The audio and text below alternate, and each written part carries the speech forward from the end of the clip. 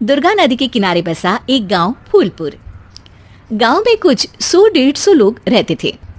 अंजलि, जो कि पास ही के जिले में रहती थी और 12वीं पास कर चुकी थी, उसके पिताजी ने बेटी को जल्दी विदा करने के लिए उसकी शादी फूलपुर गांव के मुकेश से करवा दी थी।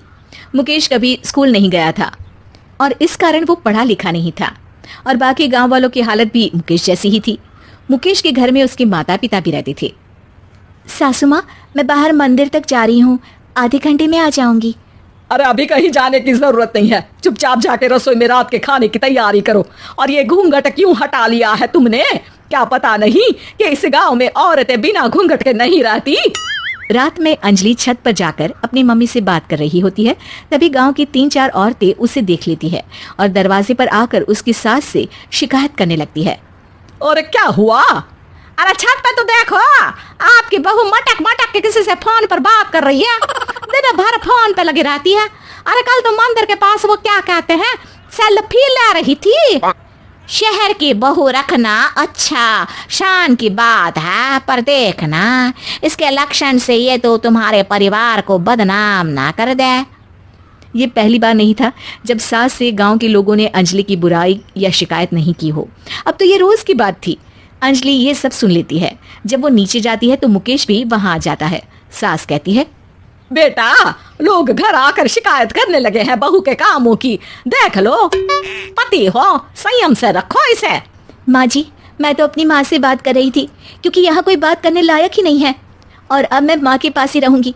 वहाँ क्या रहना, वहाँ बाहर के लोग तो ठीक है, पर घर के लोग भी इज्जत ना दे सके।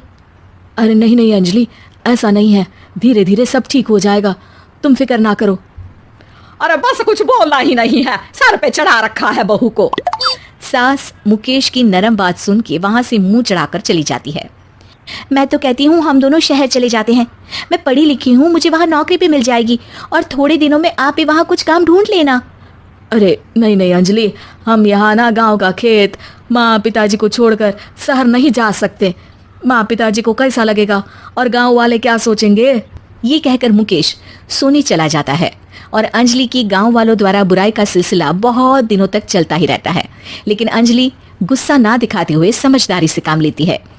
बारिश का मौसम चालू हो जाता है।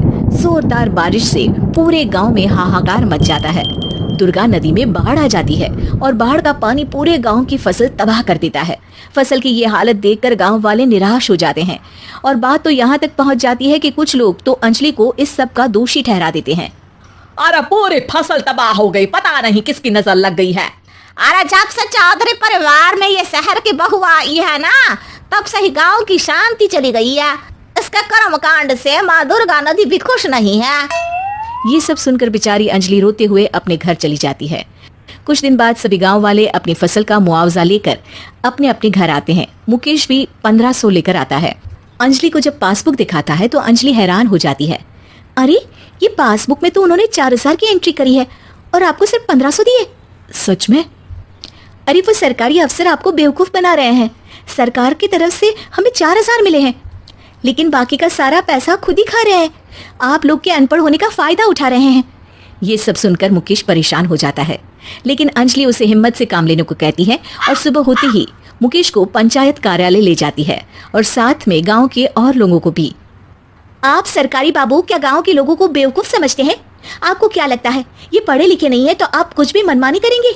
ये बेचारे दिन रात इतनी मेहनत करते हैं, ये हमारे अन्नदाता हैं और आप इनके साथ ऐसा धोखा करते हैं। अरे क्या बके जा रही है ये लड़की, किस धोखे की बात कर रही है? अपने कांड करके नदी माँ को नाराज करके हमारा नुकसान करके इसे चैन नहीं मिला क्या? सरपंच जी, इन सरकारी बाबू ने मुझे बेवकूफ बनाया है और मेरे हिस्से के पैसे खुद चट कर गए। बस ये सुनते ही सरपंच वहां से दुम दबाकर भाग जाता है। पता चलता है कि जनपद अधिकारियों ने गांव के सरपंच के साथ मिलकर सबके साथ धोखा किया है।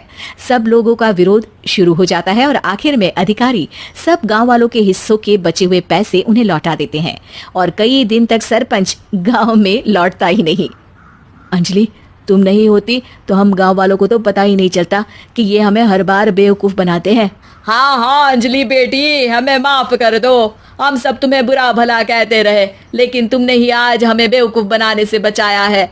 हमें तुम पर गर्व है बेटी। अब समझ आया कि सरपंच तुमसे नहीं, तुम्हारे पढ़े लिखे होने से नफरत करता था। क्यों ना इस बार हम अंजलि को ही सरपंच पद के लिए चुन ले, क्या कहते हो गांव वालों? पढ़ी लिखी सरपंच। बस पूरा गांव अंजलि के लिए ताली बजाता है और अंजलि की सास उसे खुशी से गले लगा लेती है।